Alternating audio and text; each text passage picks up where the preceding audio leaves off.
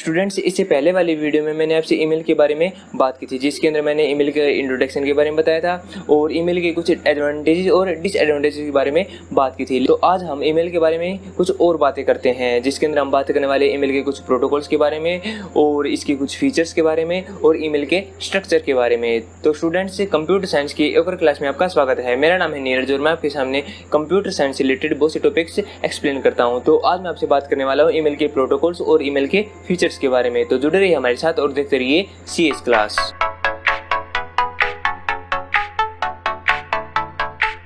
तो स्टूडेंट्स, अगर आपने इससे पहले वाली वीडियो नहीं देखी है तो वो वीडियो भी आप जाके देख लीजिए, जिसके अंदर मैंने ईमेल के इंट्रोडक्शन के बारे में बात की थी। और आप इस वीडियो को भी कंप्लीट देखिए ताकि जो आज मैं बातें करने वाला हूँ वो आपको अच्छे से समझ में आ जाएं।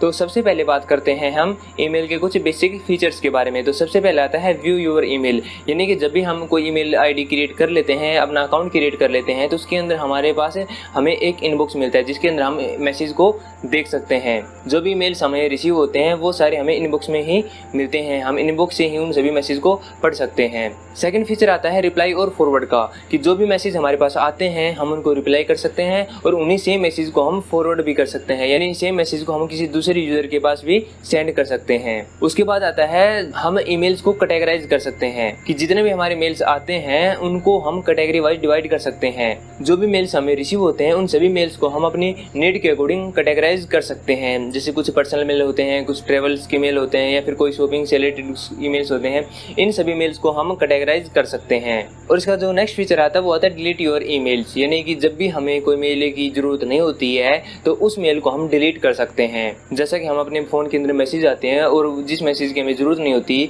या फिर हमारे लिए अनरिलेवेंट होता है उस मैसेज को हम डिलीट कर सकते हैं। तो उसी प्रकार जो ईमेल्स होते हैं जो हमारे लिए अनरिलेवेंट होते हैं उनको भी हम डिलीट कर सकते हैं। तो ये तो थी कुछ ईमेल्स की फीचर्स। अब हम बात करते हैं ईमेल के कुछ प्रोटोकॉल के बारे में। तो जब भी हम कोई मेल सेंड करते हैं या रिसीव करते हैं तो उसके अंदर दो बेसिक प्रोटोकॉल्स काम करते हैं। एक होता है पोप प्रोटोकॉल और एक होता है SMTP प्रोटोकॉल। तो जो पोप प्रोटोकॉल होता है, जिसका पूरा नाम पोस्ट ऑफिस प्रोटोकॉल होता है, वो मैसेज को सेंड करने के लिए यूज किया जाता है। और जो SMTP है, जिसका पूरा नाम सिंपल मेल ट्रांसफर प्रोटोकॉल होता है, ये प्रोटोकॉल मैसेज को रिसीव करने के लिए यूज किया जाता है। तो अब हम बात करते हैं ईमेल के स्ट्रक्चर के बारे में, यानी जब भी हम कोई मेल सेंड करते हैं तो उसके अंदर हमें कौन कौन सी चीज़ों की ज़रूरत पड़ती है, कौन सी जगह पे हमें कौन सी चीज़ फिल करनी होती है।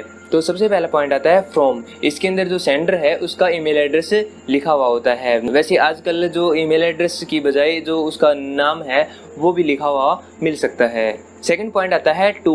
इसके अंदर जिसके पास हमें मेल भेजना है उसका ईमेल एड्रेस हमें लिखना होता है। अगर हमें एक से ज़्यादा यूजर के पास ईमेल भेजना है तो हम एक से ज़्यादा यूजर्स का भी ईमेल एड्रेस वहाँ पे लिख सकते हैं। उसके बाद जो नेक्स्ट पॉइंट आता है वो आता है CC, जिसका पूरा नाम कार्बन कॉपी होता है।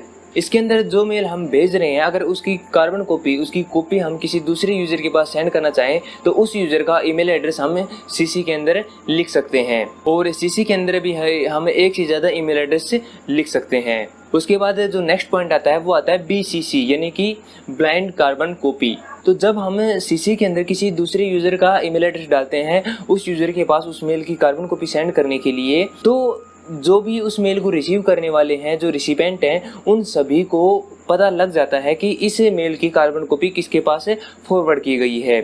और अगर हम इस चीज़ को हाइड करना चाहते हैं कि जो भी मेल के रिसीवर हैं या फिर रिसिपेंट हैं उनको पता ना चले कि इस मेल की कार्बन कॉपी किस किस को फॉरवर्ड की गई है, तो उसका ईमेल एड्रेस हम BCC के अंदर डाल सकते हैं। जब हम BCC के अंदर किसी यूज़र का ईमेल एड्रेस डालते हैं तो उस मेल के जो बाकी रिसीवर हैं, बाकी रिसिपेंट हैं, उनको उस बारे में पता नहीं होता है कि इस मेल की कार्बन कॉपी और किस किस के पास सेंड की गई है। उसके बाद जो नेक्स्ट पॉइंट आता है वो आता है सब्जेक्ट।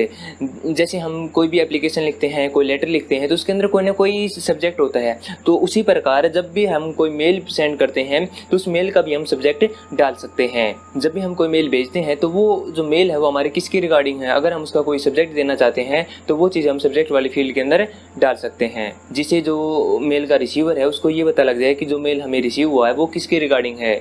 इसके बाद जो नेक्स्ट पॉइंट आता है वो आता है बॉडी ऑफ मेल। इसके अंदर जो भी हमें मैसेज लिखना होता है वो सारा का सारा हम बॉडी के अंदर ही लिखते हैं। जो मेल में जो बॉडी का पार्ट है वो सबसे बड़ा पार्ट होता है, उसके अंदर हम सबसे ज़्यादा टेक्स्ट लिख सकते हैं। और टेक्स्ट लिखने के साथ साथ हम जो बॉडी के अंदर जो टेक्स्ट लिखते हैं उस टेक्स्ट को हम अपने हिसाब से फॉर्मेट भी कर सकते हैं। हम उसके अंदर उसका फ़ॉन्ट चेंज कर सकते हैं, उसका कलर चेंज कर सकते हैं और बाकी भी जितनी फॉर्मेटिंग है वो सारी फॉर्मेटिंग हम बॉडी के टेक्स्ट के अंदर अप्लाई कर सकते हैं। और जो लास्ट में पॉइंट आता है वो आता है अटैचमेंट का। जब भी हम कोई मेल सेंड करते हैं उस मेल के साथ अगर हम कोई फाइल अटैच करना चाहते हैं तो वो फाइल हम अटैचमेंट के ऑप्शन से अटैच कर सकते हैं।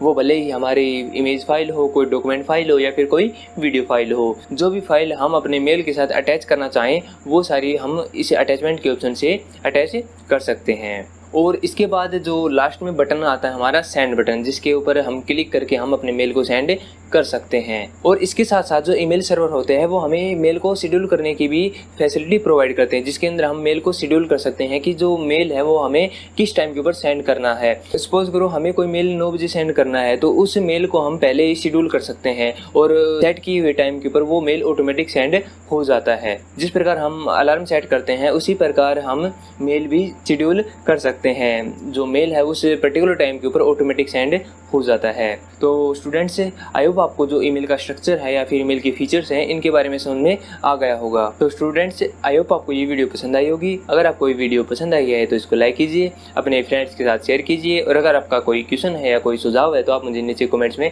बता सकते हैं। और ऐसी वीडियो कंटिन्यूस देखते रहने के लिए हमारे चैनल CS क्लास को सब्सक्राइब करना बिल्कुल ना भूलें, क्योंकि मैं आपके लिए ऐसी वीडियो लेके आता रहता हूँ। Thank you, have a good day.